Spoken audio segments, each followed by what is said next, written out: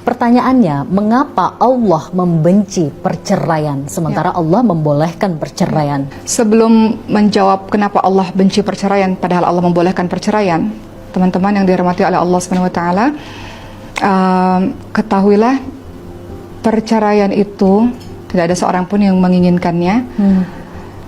Tapi kita harus tahu bahwa banyak urusan akan datang setelah memutuskan untuk bercerai, apalagi kalau bercerainya dalam keadaan yang bermusuhan.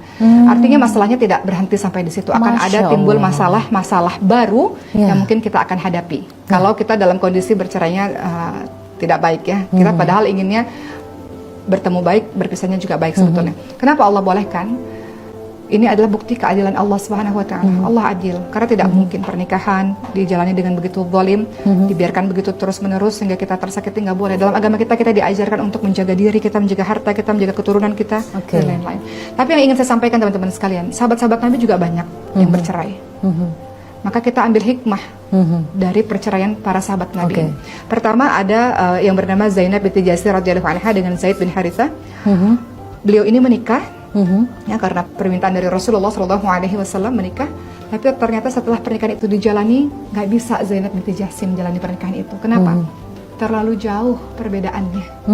Zainab binti Jahsy adalah seorang yang bergelar bangsawan kaya raya. Kemudian Zaid bin Harithah adalah seorang budak. Rasulullah sebetulnya teman-teman sekalian sudah memberikan pemahaman kepada kita semua bahwa menikah itu sebetulnya kalau kita bisa sekufu itu lebih baik. Betul. Sekufu dalam hal apa? Dalam berbagai macam hal, ilmu, harta, itu lebih baik. Tapi kalau berbeda, boleh nggak boleh.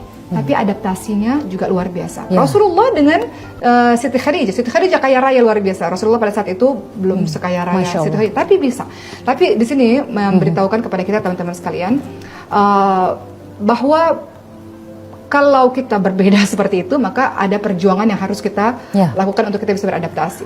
Kemudian ada lagi, ini juga sangat penting teman-teman sekalian. Yang kedua, ini perceraian Atikah dengan Abdullah bin Abu Bakar, anaknya Sayyidina Abu Bakar As-Siddiq radhiyallahu anhu. Mereka menikah dan Abdullah bin Abu Bakar ini sangat cinta kepada Atikah. Jadi udah nggak ingat apa-apa lagi, nggak ingat untuk membela agama Allah, nggak ingat untuk beribadah. Makanya Sayyidina Abu Bakar minta untuk cerai. Karena pernikahanmu itu justru membuatmu melalaikan agama Allah Subhanahu wa taala, melalaikan dirimu dari ibadah. Masya Allah. Singkat cerita, akhirnya Abdullah bin Abu Bakar kembali lagi beribadah lagi dan mereka menikah. Dan terakhir, Atikah ini Masya Allah, Atikah ini adalah istrinya para syuhada. Jadi Atikah ini menikah dengan, pertamanya sebenarnya menikah setelah menikah dengan Abdullah bin Abu Bakar syahid, wafat di jalan Allah Subhanahu wa taala. Kemudian Atikah menikah dengan Umar bin Khattab. Umar bin Khattab syahid, menikah dengan Zubair bin Awam syahid, menikah dengan Ali bin Abi Thalib. Begitulah teman-teman sekalian.